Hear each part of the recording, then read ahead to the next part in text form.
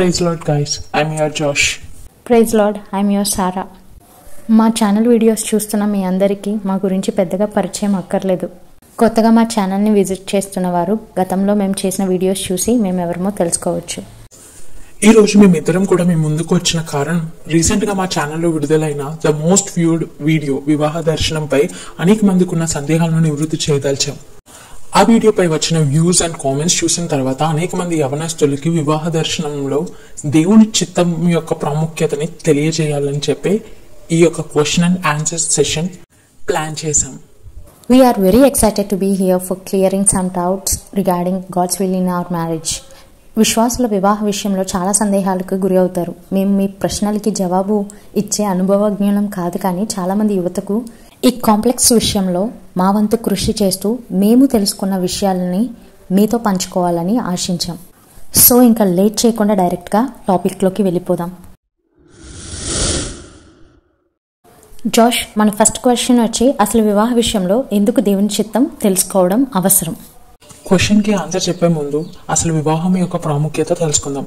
హెబ్రీయులకు రాసిన పత్రిక 13వ అధ్యాయం 4వ వచనం ప్రకారం వివాహం అన్ని విషయంలో ఘనమైనది. మన ప్రభువుకి ఘనత తెచ్చే ప్రాముఖ్యమైన విషయాల్లో వివాహ బంధం అత్యంత ప్రాముఖ్యమైనది. ఆది దంపతులైన ఆదాము హవ్వని దేవుడే జతపరిచి వారి ద్వారా సర్వమానవాళికి బీజం వేశారు. వారు సాతానుకు పాపమునకు చోటిచ్చి దేవుడి నుండి దూరమయ్యారు. మళ్ళీ ఆది విశ్వాస దంపతులైన అబ్రహాము శారాలను దేవుడు తన గొప్ప ప్రణాళికకు ఏర్పరచుకున్నారు.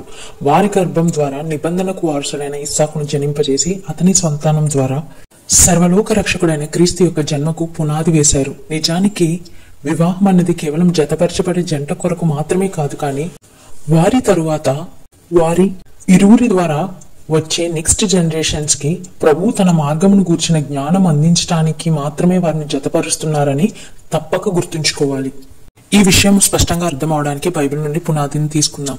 ఆదికాండం 18వ అధ్యాయం 19వ వచనం, ఎట్లనగా యెహోవా అబ్రహామును గూర్చి చెప్పినది అతని కలుగు చేయనట్లు తన తరువాత తన పిల్లలను తన ఇంటి వారును నీతి న్యాయమును జరిగించుచు యెహోవా మార్గమును గైకొనుటకు అతడు వారికి ఆజ్ఞాపించినట్లు నేను అతన్ని ఎరిగి ఉన్నానెను. Yes, marriage is a greater responsibility from God. ఈరోజు చాలా మంది అన్నీ నచ్చితే రిలేషన్షిప్లో ఉండటం, కొంచెం కష్టమైతే చాలు వెంటనే విడిచిపెట్టి పోవటం చేస్తున్నారు. దీనివలన దేవునికి మహిమ వస్తుందా అంటే అస్సలు కాదు. నేటి లోకస్తులే కాదు, విశ్వాసుల్లో చాలా మంది డైవర్సెస్కి అప్లై చేస్తున్నారు. ఇది వాక్యానుసారం అంటే అస్సలు కాదు. మత్తయి సువార్త 19వ అధ్యాయం 6వ వచనం, కాబట్టి వారికను ఇద్దరు కాక ఏక శరీరముగా ఉన్నారు గనుక దేవుడు జతపరిచిన వారిని మనుష్యుడు వేరుపరచకూడదని సాక్షాత్తు యేసు ప్రభువే చెప్పారు. ఒక్కసారి వివాహ బంధంలో అడుగుపెట్టిన తరువాత వారిద్దరూ కాదు ఏక శరీరం అని మన యేసుక్రీస్తు ప్రభువే తన వాక్యం ద్వారా స్పష్టం చేశారు. సరే, వివాహమైన వారు విడిపోకూడదు అని చూస్తున్నాం. What if they were abusing partners? అంటే మూర్ఖమైన వారు, నిందించేవారు పార్ట్నర్స్ అయితే అప్పుడేం చేయాలి? దీనికి స్పష్టమైన జవాబు మొదటి కొరింథీ పత్రిక 7వ అధ్యాయం 12 నుంచి 15 వచనాల వరకు ఉన్నది. If you are already married to unbeliever, అంటే మీరు అవిశ్వాసకి ఆల్రెడీ వివాహం చేయబడిన వారైతే బైబిల్ వారిని వదిలేయాలా అని అడిగితే లేదు, వాళ్ళ కొరకు ప్రార్థించమని, మీ విశ్వాసం ద్వారా వారు క్రీస్తులోకి రావచ్చు అని స్పష్టంగా చెబుతుంది. దీని గురించి మరింతగా అర్థం అవడానికి బైబిల్లో ఇంకొక క్యారెక్టర్ని చూద్దాం. ఆమె ఎవరో కాదు, అబీగయలు, వైఫ్ ఆఫ్ నాబాలు. నాబాలు మొరటివాడు, మూర్ఖుడు. వీరి గురించి మొదటి సమూయేలు గ్రంథం 25వ అధ్యాయంలో స్పష్టంగా లిఖించబడి ఉంది. నాబాలు మూర్ఖత్వం వలన దావీదు కోపం రగులుకుంది. అంతేకాదు అతని నుండి గొప్ప అపాయం నాబాలుకి కలగబోయింది. అతని ప్రాణాలను తీయడానికి దావీదు వస్తున్నాడు అని పనివారి ద్వారా తెలుసుకున్న అబీగయలు భర్తని గొప్ప ప్రమాదం నుండి కాపాడుటకు దావీదును ఎదుర్కొని సమాధానపరచడానికి ధైర్యంగా వెళ్ళింది. అంతేకాదు దావీదుకి రక్తాపరాధం అంటకుండా, కీడు చేయకుండా తన సుబుద్ధి అనే గుణలక్షణం ద్వారా అతని ఉగ్రతను సమాధానపరచగలిగింది. మీ భర్త లేదా భార్య ఎంత మూర్ఖులైనా, ఎంత అబ్యూజివ్ నేచర్డ్ అయినా సరే వారిని దేవునికి విడిచిపెట్టండి. నాబాలుకి శిక్ష దేవాది దేవుడే వేశారు. మీరు మీ భార్య లేదా భర్త కొరకు ప్రార్థించి అలసిపోయారా? ఇక నా వల్ల కాదు అని ప్రార్థనే విడిచిపెట్టేశారా? Put your spouse in God's hand. దేవుని చేతికి వారిని విడిచిపెట్టేయండి. ఆయనే వారి గురించి ఆలోచించి వారిని గుణపరిచే విధంగా తగు చర్యలు తీసుకుంటారు. ఆ రోజు అబీగయలుకి సహాయం చేసిన దేవుడు నేడు మీకు కూడా సహాయం చేయడానికి ఇష్టపడుతున్నారు. సరే, అయితే నెక్స్ట్ క్వశ్చన్కి వెళ్దాం. వివాహ విషయంలో దేవుని చిత్తం ఎలా తెలుసుకోవాలి? Please don't stress your self so much on this because it's completely his part. మీరు సింపుల్ గా చేయవలసిన పార్ట్ ఏంటంటే దేవుని పాదాల దగ్గర కూర్చొని అడగడం. ఇర్మియా గ్రంథం 33వ అధ్యాయం 3వ వచనం, నాకు మొరపెట్టుము, నేను నీకు ఉత్తరం ఇచ్చేదను, నువ్వు గ్రహింపలేని గొప్ప సంగతులను, గూఢమైన సంగతులను నీకు తెలియజేతును అని ప్రభువే సాక్షాత్తు తన వాక్యం ద్వారా సెలవిచ్చారు. కాకపోతే ఫస్ట్ ఆఫ్ ఆల్ మనం చేయవలసిన ఒక పని ఉంది. అదేంటంటే our mind should be completely free. స్పష్టంగా చెప్పాలంటే మన మనసులో ఒక వ్యక్తిని ఆల్రెడీ పెట్టుకుని ప్రభువా నీ చిత్తము తెలుపు అని అడిగితే మన ప్రార్థనకి ఖచ్చితంగా జవాబు అనేది రాదు. యెషయా గ్రంథం 26వ అధ్యాయం 3వ వచనం స్పష్టంగా తెలియజేస్తుంది, ఎవని మనస్సు నీ మీద అనుకునను వాని నీవు పూర్ణ శాంతి గలవానిగా కాపాడుదు, ఏలయనగా అతడు నీ యందు విశ్వాసం ఉంచి ఉన్నాడు. ముందు దేవునిపై సంపూర్ణంగా ఆనుకుంటే ఆయన శాంతి మనకు అనుగ్రహిస్తారు. అప్పుడు ఆయన చిత్తం మనకి బయలుపరిస్తే మనకి కన్ఫ్యూజన్ లేకుండా స్పష్టంగా ఆయన స్వరం వినగలుగుతాం. జాష్ వెయిట్ ఎ సెకండ్, దేవుడే స్పష్టంగా మాట్లాడతారని చెప్తున్నారు. ఆయన ఎలా మాట్లాడతారో, ఎన్ని విధాలుగా ఆయన చిత్తాన్ని కన్ఫర్మ్ చేస్తారనేది మన వ్యూవర్స్ కోసం స్పష్టంగా చెప్పండి. తప్పకుండా చెప్తాను సారా. యోహాను సువార్త 1వ అధ్యాయం 1వ వచనంలోనే ఉన్న వాక్యమైన దేవుడే తన వాక్యం ద్వారా మనతో స్పష్టంగా మాట్లాడతారు. అవును, వాక్యము ద్వారా దేవుడు తన చిత్తాన్ని మనకి అర్థమయ్యేలా చెప్తారు. నెక్స్ట్, కొన్నిసార్లు మనం ప్రార్థనలో గడుపుతున్నప్పుడు ఒక మెల్లనైన స్వరం మనలో మనకి వినిపిస్తుంది. అది చాలా నిశ్శబ్దమైన స్వరం. దేవుడు తన మెల్లనైన స్వరం ద్వారా కూడా మనతో చాలా సార్లు మాట్లాడతారు. కానీ దాన్ని కూడా మరలా వాక్యము ద్వారా స్పష్టత తెచ్చుకోవడం అనేది మన బాధ్యతే. ఇన్ కేస్ ఆఫ్ కన్ఫ్యూజన్ మరలా ప్రార్థించి స్పష్టత తెచ్చుకోవడం చాలా మంచిది. మూడవది, ప్రభు మనకి కొన్నిసార్లు దర్శనం ద్వారా కూడా మాట్లాడతారు. ఇది అందరికీ కలగకపోవచ్చు, కొంతమందికి మాత్రమే కలగొచ్చు. కొంతమందితో వారి ఆత్మీయ స్థాయిని బట్టి దేవుడు దర్శనం లేదా కళ ద్వారా మాట్లాడి తన చిత్తము తెలియబరుస్తారు. దీనికి బైబిల్ నుంచి ఇద్దరు వ్యక్తుల యొక్క జీవితాలను తీసుకుందాం. అందులో మొదటిది మరియా, రెండవది యోసేపులు. లూకాసు వార్త 1వ అధ్యాయం 28వ వచనం నుంచి చూస్తే గనుక మరియకు గాబ్రియేలు దూత స్పష్టంగా అంటే ఫిజికల్ గా ఎదురుగా కనిపించి యేసు ప్రభువు యొక్క జననం గురించి తనకి తెలిపాడు. కానీ యోసేపుకు మాత్రము చూస్తే ప్రభువు దూత స్వప్నమందు అతనికి ప్రత్యక్షమై తన భార్య అయిన మరియ గర్భము విషయమై అతనికి స్పష్టత ఇచ్చారు. ఇది మత్తయి సువార్త 1వ అధ్యాయంలో మనం చూడొచ్చు. ఈ దర్శనం అనేది సందర్భాన్ని బట్టి, అవసరతను బట్టి మనకి దేవుడు అనుగ్రహిస్తారు. నాలుగవదిగా, తన సేవకుల ద్వారా ప్రభు స్పష్టంగా మాట్లాడిస్తారు. అవును, మీరు వినేది అక్షరాల నిజం. మీరు ఒకవేళ వారితో దేవుని ద్వారా మీకు బయలుపరచబడిన ఆయన చిత్తము చెప్పకపోయినా సరే, దేవుడు వారి ద్వారా సందర్భానుసారంగా మీతో మాట్లాడుతూ ఉంటారు. మీ ఆత్మలో అది స్పష్టంగా వారు మాట్లాడుతున్నప్పుడు బయలుపరచబడుతూ ఉంటుంది. దాన్ని పరిశుద్ధాత్మ శక్తి ద్వారా ప్రేరేపించబడిన వాక్యం అంటారు. దీని గురించి యోహాను సువార్త 14వ అధ్యాయం 26వ వచనంలో సాక్షాత్తు యేసు ప్రభువే ఉదహరించారు. ఆదరణకర్త అనగా తండ్రి నా నామమును పంపబోవు పరిశుద్ధాత్మ సమస్తమును మీకు బోధించి నేను మీతో చెప్పిన సంగతులన్నిటిని మీకు జ్ఞాపకము చేయును.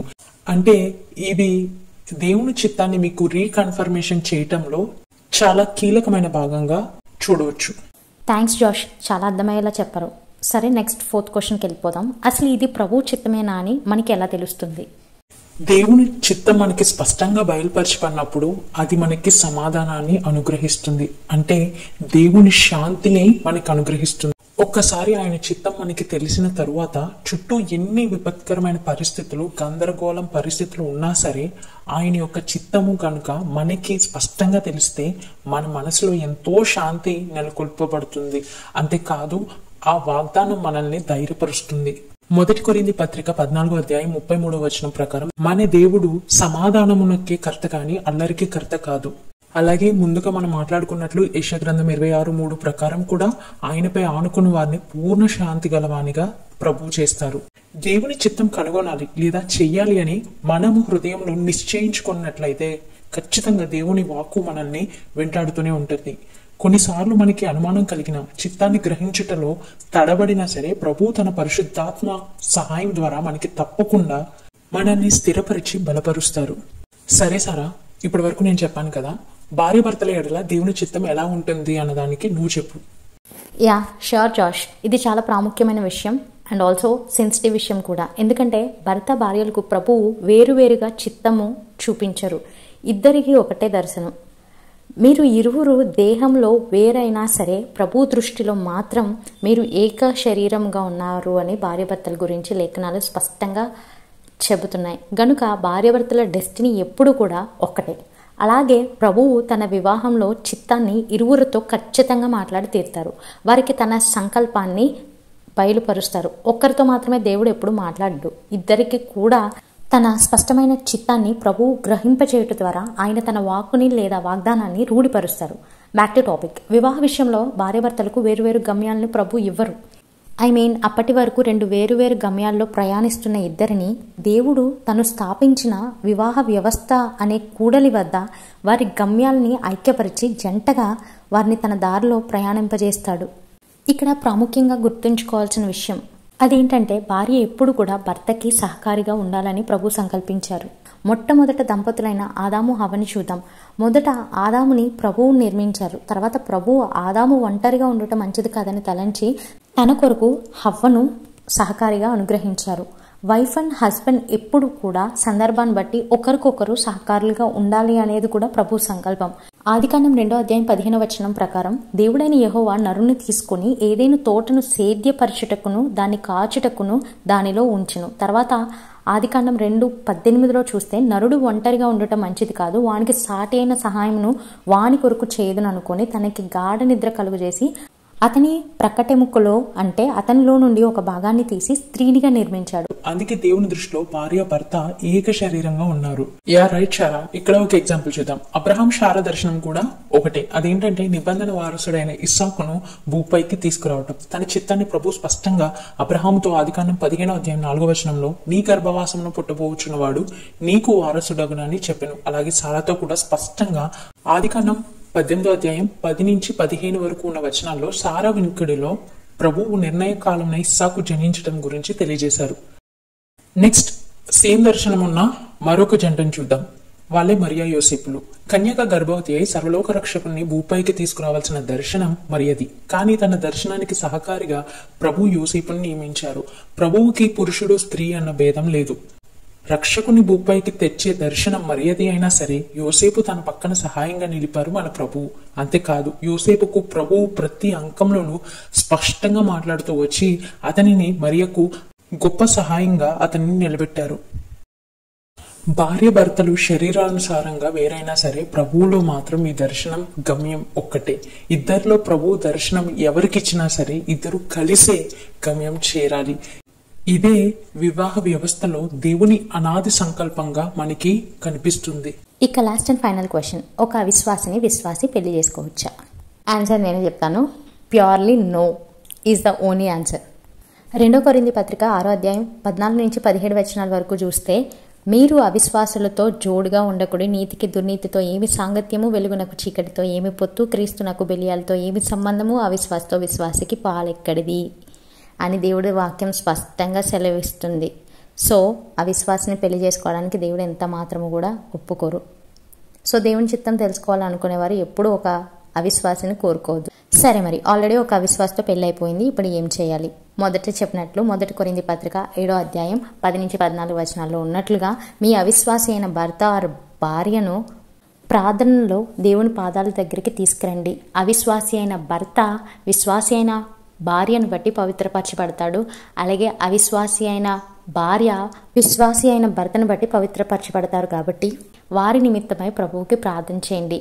అగ్ని వంటి ఆయన వాక్కు ఖచ్చితంగా ఏదో ఒక రోజు వారి యొక్క రాతి హృదయాలను మాంసపు హృదయాలుగా మారుస్తుందని విశ్వసిద్దాం.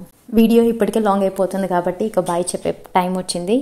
ప్రభు చిత్తమైతే మరొక Q&A సెషన్ ద్వారా మళ్ళీ కలుద్దాం. అప్పటి వరకు మీ వివాహాల విషయంలో దేవుని చిత్తం కొరకు ఆయన పాదాల దగ్గర కనిపెట్టండి. Bye for now.